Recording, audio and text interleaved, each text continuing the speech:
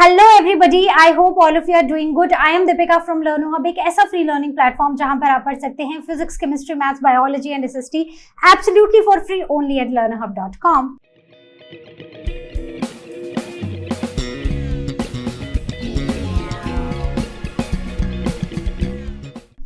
तो आज हम शुरू करने जा रहे हैं वही चैप्टर जो हमने लास्ट सेशन में शुरू किया था। सो आईसीएसई क्लास 9 ज्योग्राफी का चैप्टर नंबर 1 को अब हम कंटिन्यू करने वाले हैं और चैप्टर का नाम था earth as a planet. So without wasting any time, let's get started.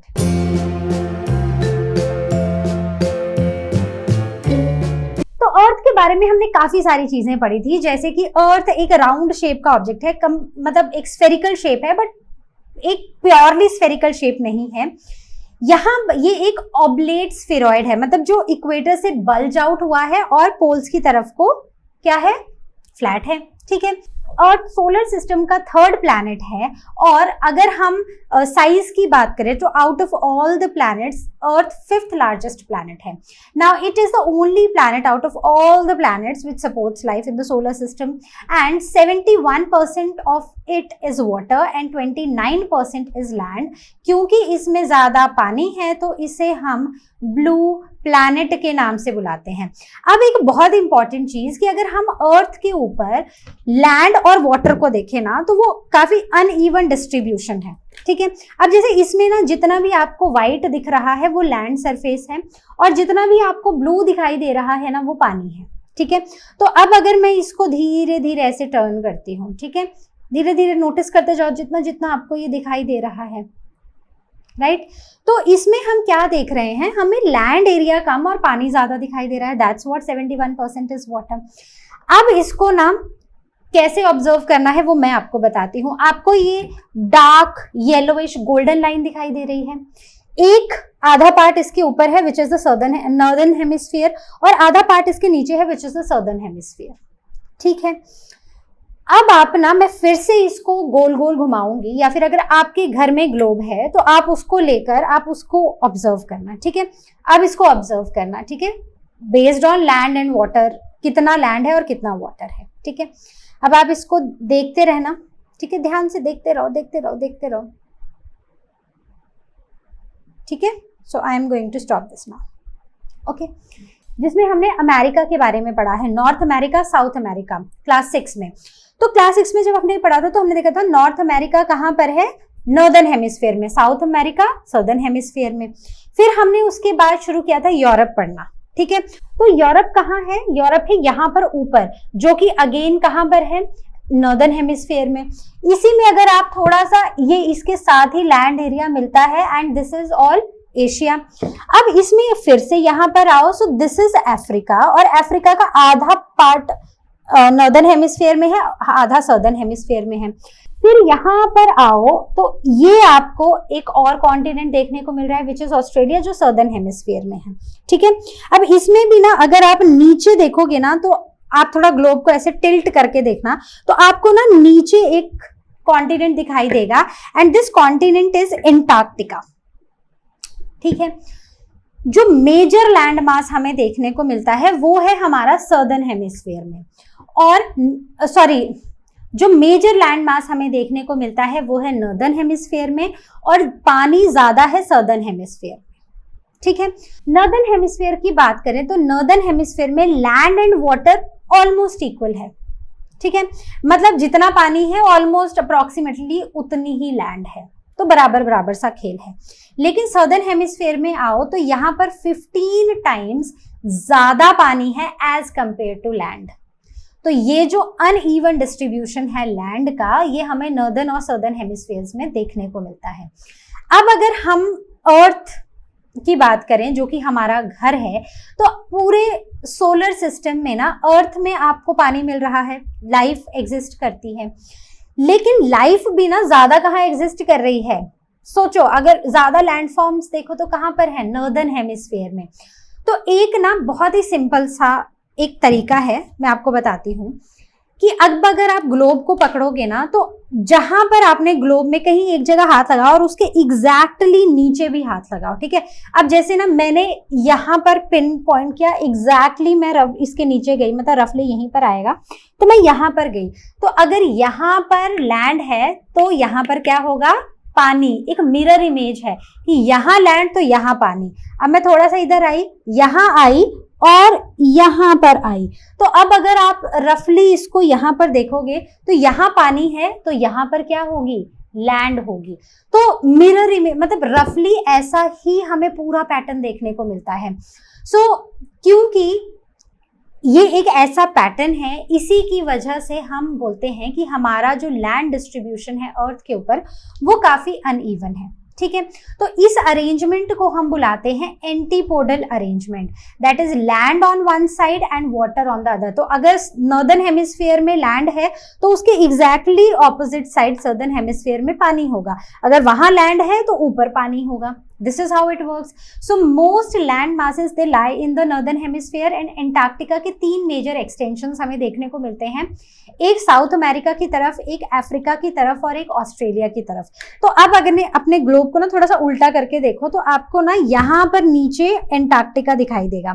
तो एंटार्क्टिका एक तो साउथ अमेरिका की तरफ है, बिल्कुल नीचे यहाँ पर अगर आप देखोगे तो यहाँ साउथ अमेरिका है, यहाँ पर नीचे एंटार्क्टिका है, ठीक है। फिर अगर आप यहाँ होगे तो ऑस्ट्रेलिया के नीचे भी आपको एंटार्क्टिका का लैंड मास दिखाई देगा, ऑल्दो ये सारा आइस वाला एरिया है, ठीक है।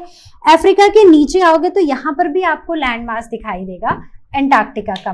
तो एंटार्क्टिका एक तरह से ना ऐसे जैसे आप यहाँ पर देख रहे हो, सो this is south America, this is Africa and this is Australia. तो इसके नीचे ये है एंटार्क्टिका, ठीक है। तो एंटार्क्टिका वो पूरा ऐसे फैला हुआ है, पूरा लैंड मास ऐसे फैला हुआ है, पूरा एक्सटेंड हुआ है from South America to Australia, correct. चलो आगे बढ़ते हैं। Now talking about the very important thing, बहुत इंपॉर्टेंट साइकिल्स के बारे में अब हम इस सेशन में बात करेंगे। तो बायोस्फीयर क्या है? Biosphere is the sphere of life, मतलब एक ऐसा स्फीयर है जहां पर एयर, लैंड एंड वाटर आपस में इंटरैक्ट करते हैं। क्योंकि ये आपस में इफेक्टिवली इंटरैक्ट करते हैं इसीलिए यहाँ पर लाइफ पॉसिबल है। So it supports plants, animals, microbes and humans, ठीक है। तो बायोस्फीयर मतलब अर्थ का ना एक लिविंग रूम है जहां पर लोग रहते हैं, करेक्ट, ओके। अब अगर हम बायोस्फीयर को बोलें तो इसको ना हम एक और टर्म दे सकते हैं which is ecosystem, because ecosystem is something which includes living organisms on the earth, जैसे humans, plants, animals, plants and microbes. So this provides us, this biosphere, it provides us light, heat, water, food and habitat that is called as a living space for the living creatures to live. So biosphere एक evolutionary system है जिस meaning it has developed over time.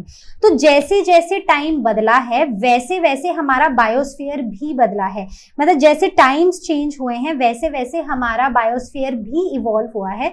That is why we call it as evolutionary system. So it has evolved in order to maintain the stable equilibrium. किसके बीच में equilibrium बनाना है भाई? The physical factors, मतलब air, water, temperature के बीच में एक इक्विलिब्रियम बनाना है। बायोलॉजिकल फैक्टर्स जैसे plants, animals, microbes, and these have been working together for millions of years. Millions of years से ये बायोलॉजिकल और फिजिकल फैक्टर्स आपस में इंटरैक्ट कर रहे हैं और इस अर्थ को एक लिविंग स्पेस उन्होंने बनाया हुआ है। तो फिजिकल फैक्टर्स को हम, ये नॉन लिविंग फैक्टर्स होते हैं, इन्हें हम let me just correct the spelling, ठीक है, इन्हें हम एबायोटिक फैक्टर्स भी बुलाते हैं। क्या बुलाते हैं? एबायोटिक फैक्टर्स, ठीक है। So it is abiotic factors, और बायोलॉजिकल को हम बायोटिक फैक्टर्स बुलाते हैं। बात क्लियर हो गई? चलो आगे बढ़ते हैं। नाउ द इन्वायरमेंट जो होता है वो एक सेल्फ सस्टेनिंग सिस्टम होता है, क्योंकि उसमें air, water, humans, plants, trees, animals, bacteria, soil, everything is there. So all of these are invisibly connected and interdependent. अब अगर हम बोलें कि we as a human, how we are connected to soil, मतलब how we are linked to soil, तो हमारे तो कोई मतलब ही नहीं है सॉइल से, क्यों नहीं है? मतलब अगर सॉइल नहीं होगी तो प्लांट्स नहीं होंगे, प्लांट्स नहीं होंगे तो हमें खाना नहीं मिलेगा, राइट? सो इन सम वे और the other way we all are connected to each other, right? अब अगर हम बोलेंगे एयर और प्लांट्स का क्या कनेक्शन है, तो बिल्कुल है। अगर हवा नहीं होगी तो प्लांट्स को कार्बन डाइऑक्साइड कैसे मिलेगी? एयर में ही नाइट्रोजन है जो प्लांट्स को अगेन उनमें खाना बनाने की या उनकी ग्रोथ में काम आती है। So we are linked to each other. So all the natural cycles must stay in balance for life to continue. तो अगर हम चाहते हैं कि हमारी लाइफ यहाँ पर इस अर्थ पे कंटिन्यू रहे, हमारी जनरेशन्स आगे भी ऐसे ही चलती आए, तो उसके लिए बहुत इंपॉर्टेंट है कि ये जो नेचर की साइकिल्स है ना, ये एक बैलेंस बना रहे इनमें। जैसे अभी भी हम देख रहे हैं काफ़ी क्लाइमेटिक चेंजेस हम ऑब्जर्व करते हैं अपने आसपास, राइट? क्यों? पहले यहाँ पर इतनी गर्मी नहीं होती थी, या पहले यहाँ पर सर्दी अक्टूबर में आती थी, मार्च तक रहती थी, अब तो दिसंबर में आती है, मुश्किल से फरवरी हाफ निकलता है, right? So we have seen all those climatic changes, we have seen many natural disasters like floods, like flash floods, like droughts, correct? तो ये सब क्यों हो रहा है? Because we are not maintaining that balance. So energy cycle, heat cycle, oxygen and nitrogen cycle, water and carbon cycle. So our environment depend on this to stay healthy. तो हमारा environment इनके ऊपर depend करता है healthy रहने के लिए. तो cycles make our life possible on this planet. तो अगर हम एक दूसरे के साथ रहेंगे, मतलब we animals plants are abiotic factors, तो अगर हम सब एक दूसरे के साथ रहेंगे तो हम एक दूसरे को सपोर्ट करेंगे, और अगर हम एक दूसरे को सपोर्ट करेंगे तो आप ये मान सकते हो कि एक परफेक्ट टीम हमारी बनेगी। जैसे एक क्रिकेट टीम होती है, अगर बॉलर्स अच्छे से बॉलिंग ना करें या बैट्समैन अच्छे से बैटिंग ना करें तो टीम तो हार जाएगी, राइट? तो यहाँ पर भी कुछ ऐसा ही हो रहा है। तो सो लेट अस से the abiotic factors are the bowlers and जो बायोटिक कंपोनेंट्स हैं they are the batsmen.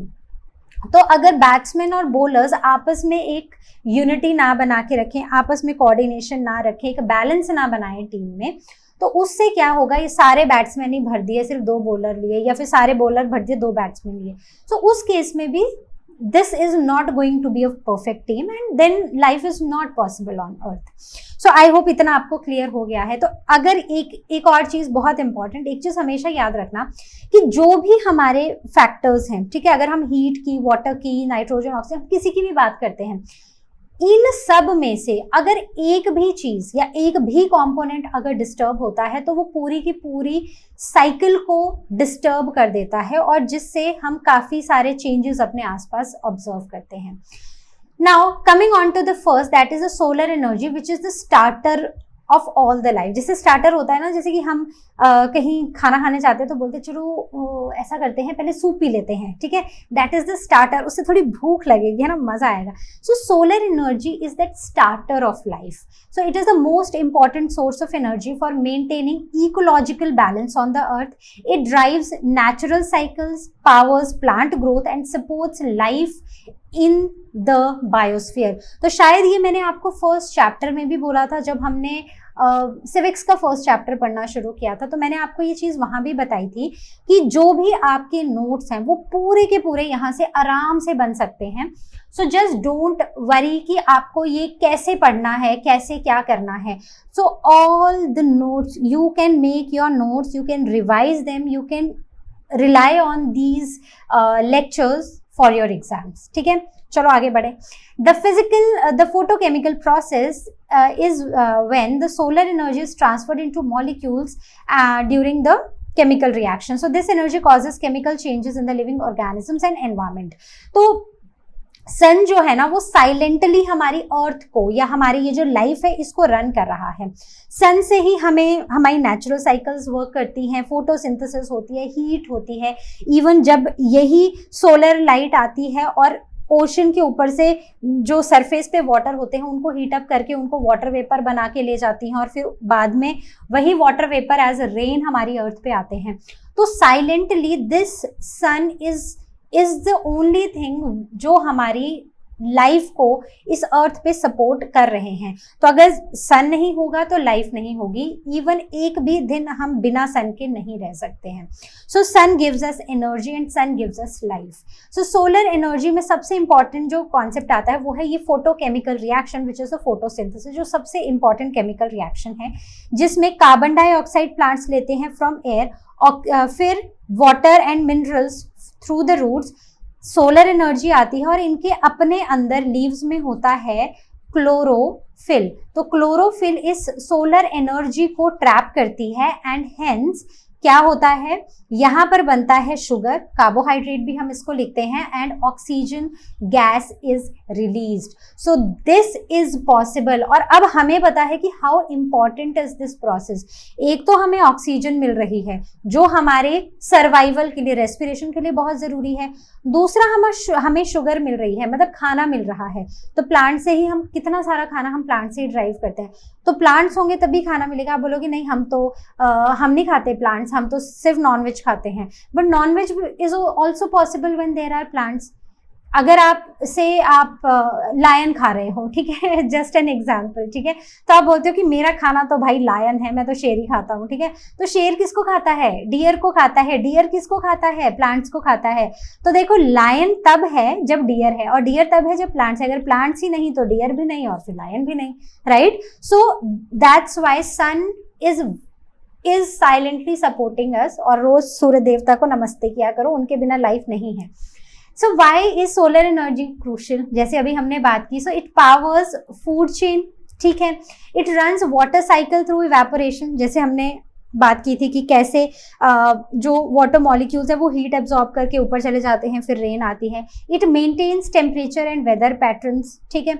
It enables plants to grow and support all the life. Okay, तो now talking about the nitrogen cycle, ये तो हमारी solar cycle होगी या sun energy की बात हो गई। अब हम बात करते हैं नाइट्रोजन साइकिल की। तो हमें पता है कि नाइट्रोजन हमारे एटमॉस्फेयर में बहुत सारी है, मतलब जो मैक्सिमम अमाउंट में है वो नाइट्रोजन ही है, दैट इज 78%, ठीक है। तो अब ये है हमारे पास N2 गैस की फॉर्म में। किस फॉर्म में है, N2 नाइट्रोजन मॉलिक्यूल के फॉर्म में। लेकिन प्लांट्स जो है ना वो इस नाइट्रोजन को डायरेक्टली यूज नहीं कर सकते। So it need to be fixed into the usable forms. तो वो इनको नाइट्रेट्स और नाइट्राइट्स की फॉर्म में कन्वर्ट करते हैं, जिसकी हेल्प से हमारे प्लांट्स इनको यूज करके ग्रो करते हैं, खाना बनाते हैं। So why nitrogen is that important? Because it is essential for plant growth and development. It helps in building proteins and DNA in plants, even in plants. So lack of nitrogen leads to poor crop production and yellowing of leaves. तो अब आपको समझ आ गया nitrogen इतनी important क्यों है। तो ये जो है ना, ये एक तरह से ना एक, तो हाउ प्लांट्स गेट नाइट्रोजन, कैसे मिलती है, अभी डिस्कस किया कि नाइट्रोजन सॉइल से नाइट्रोजन एब्जॉर्ब होती है, ठीक है। सॉइल में ना कुछ बैक्टीरिया होते हैं, ठीक है, आपने नाम भी सुना होगा, हमने पढ़ा है, ये क्लास 7th में या 8th में पढ़ा है बायो में। सो it is rhizobium. Rhizobium bacteria होते हैं जो इस नाइट्रोजन को N2 की फॉर्म में मतलब एब्जॉर्ब करते हैं और फिर वो उसको नाइट्रोजन कंपाउंड जैसे नाइट्रेट्स में कन्वर्ट कर देते हैं। So plants take in nitrogen through from the soil through roots, right. तो हमने पढ़ा है कि अगर ये रूट्स हैं तो roots they absorb water plus minerals, तो इन मिनरल्स में ये नाइट्रेट्स भी आते हैं। So nitrogen often comes from dead plants and animal matter, animal waste and fertiliser. सो इनसे भी प्लांट्स को नाइट्रोजन मिलती है। So now the decomposition and the release. तो पूरी नाइट्रोजन साइकिल ना आपको पता होनी चाहिए, क्योंकि हो सकता है आपसे एग्जाम में पूछ लें। सो व्हेन प्लांट्स और animals die their bodies decompose. अब मान लो ये एक एनिमल है, मान के लो ये एक एनिमल ही है। So animal eat plants to obtain nitrogen, ठीक है। तो ये है हमारा प्लांट, ये एनिमल्स हैं यहाँ पर, राइट। अब क्या होता है कि जब भी कोई एनिमल या प्लांट मर जाता है तो उनकी बॉडी में, क्योंकि उनकी बॉडी में नाइट्रोजन है, तो they get decomposed with the help of these bacteria. ठीक है। These saprophytic bacteria convert nitrogenous parts of dead plants and animals into ammonia. तो सेप्रोफिटिक बैक्टीरिया जो भी नाइट्रोजन होती है डेड प्लांट्स और एनिमल्स में, उनको अमोनिया में कन्वर्ट कर देते हैं, ठीक है। अब वो अमोनिया में कन्वर्ट हो गई, so ammonia and nitrates in the soil are converted into nitrogen gas and by micrococcus डीनाइट्रिफिकेंट्स।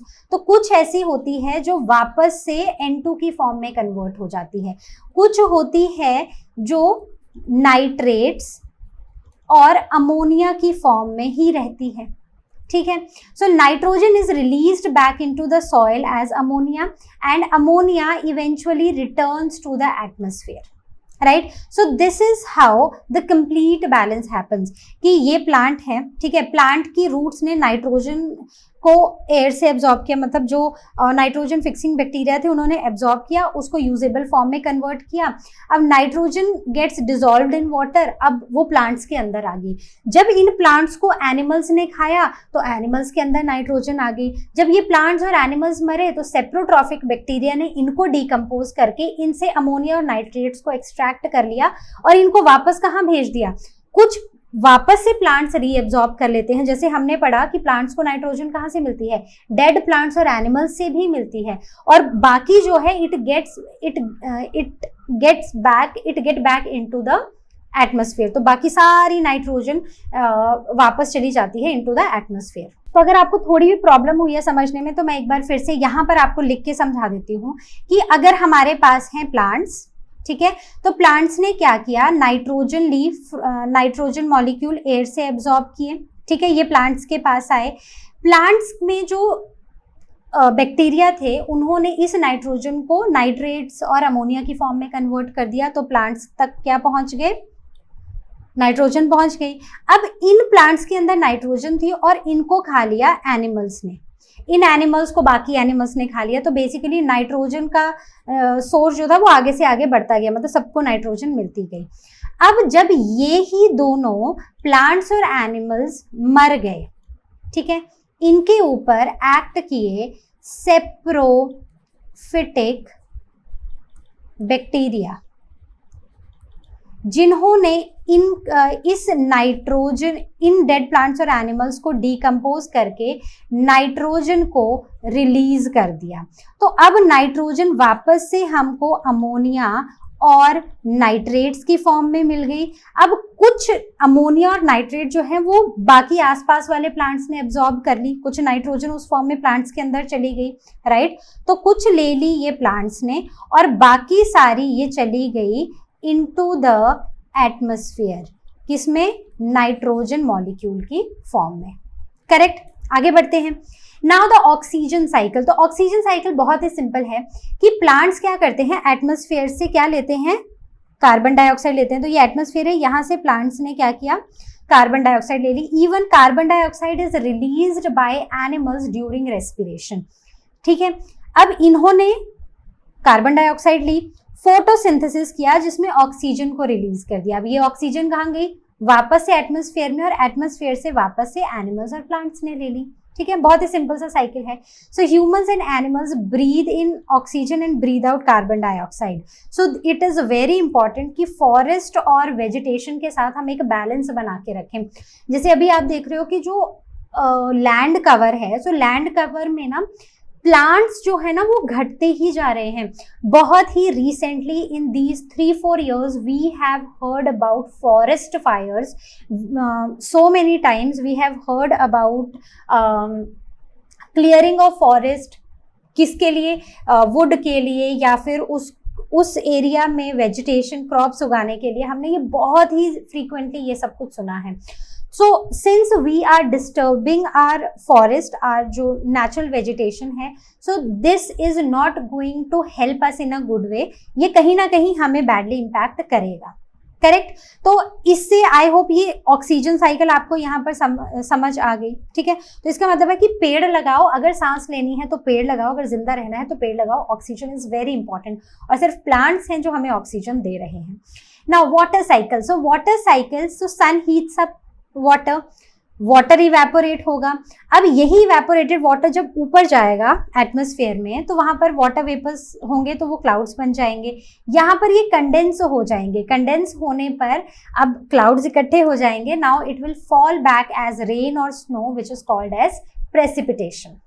Clear? So water cycle में क्या हो रहा है, ये है हमारी वाटर बॉडी, यहाँ सारा पानी कलेक्टेड है, ठीक है, कहाँ पर, यहाँ पर। सो लेट मी, हाँ, तो ये पानी है यहाँ पर सारा, ये सारा पानी कलेक्टेड है।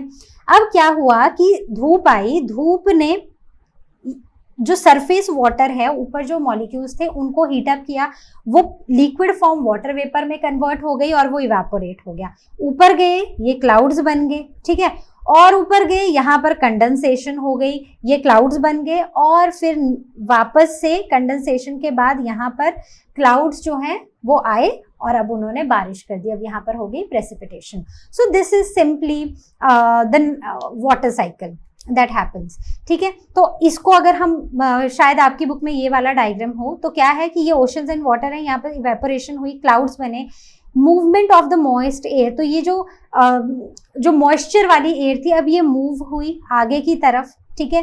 अब यहाँ से भी क्या हुआ कि ट्रांसपिरेशन हो रही है प्लांट से, सॉइल से भी वाटर इवेपोरेट हो रहा है, जो रिवर्स हैं, लेक्स हैं, टैंक्स हैं, इवन जो वाटरफॉल्स हैं वहाँ से भी ये इवेपोरेशन हमें देखने को मिल रही है।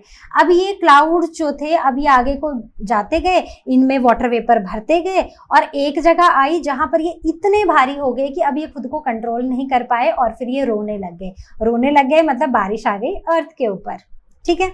चलो आगे बढ़े। अब बात करते हैं हीट साइकिल की, विच इज पावर्ड बाय सन। तो हमने थोड़ा बहुत इसके बारे में पढ़ ही लिया है। तो जैसे हम पढ़ रहे थे कि दीज ऑल आर इंटरकनेक्टेड, तो heat is essential for survival of all living organism. तो बिना हीट के हम सर्वाइव नहीं कर सकते, कि जैसे ही धूप गई और टेम्परेचर 40 से -40 हो गया, तो ये जो सडन ड्रास्टिक चेंज है, अगर हम ऐसे में रहेंगे ना, we will not be able to survive. इसलिए हीट भी उतनी ही इंपॉर्टेंट है जितना ऑक्सीजन, पानी या नाइट्रोजन है।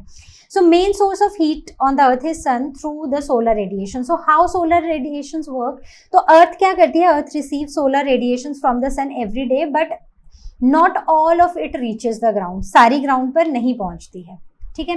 So distribution of solar energy कैसे डिस्ट्रीब्यूट होती है, so 100% solar energy reaches the earth atmosphere. तो अर्थ का जो एटमॉस्फेयर है, ये जो इनविजिबल सा ब्लैंकेट है, यहाँ पर पहुंचती है, जिसमें से 15% एटमॉस्फेयर एब्जॉर्ब कर लेता है, 40% is reflected back into the space, 40% वापस चली जाती है स्पेस में, 45% reaches and warms the earth surface. इसमें भी 45%, मतलब बाकी जो 45% है वो अर्थ सरफेस पे आती है। मतलब इसको टोटल करो कितना बना, ये 100 हो गया। तो मतलब 100% सोलर एनर्जी आई, उसमें से 15% हमारे एटमॉस्फेयर ने अब्सॉर्ब कर ली, ठीक है।